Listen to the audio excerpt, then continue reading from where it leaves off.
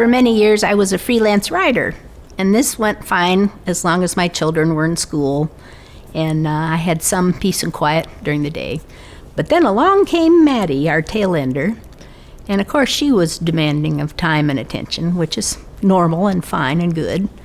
But one day I was just struggling to get some kind of project written. I was sitting at my computer, and I admit that she came up and knocked onto the keyboard and pushed over some paper clips and was, tugging at me to come and play with her instead of doing my little freelance job. And I was resisting her, and I admit that I turned my back on my own child. But then she tapped me and she said, "Don't do Pewdie, Mommy. Do Maddy."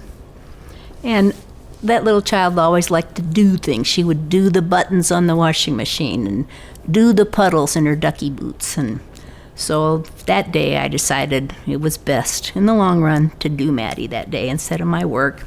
So she put on the ducky boots and the snowsuit, and we went outside and we rolled around in the snow and made angels, and we pulled her on a sled and we made a snowman, and we came in and put our wet stuff in the washer, and she got to do the buttons, and she took a long nap, so I was able to do what I thought was so important anyway, besides. And it just brought home to me how the Bible says a child shall lead. And that day Maddy showed me that what is eternally significant and important may have nothing to do with making money. It may have to do with relationships and the ways that we show love to one another.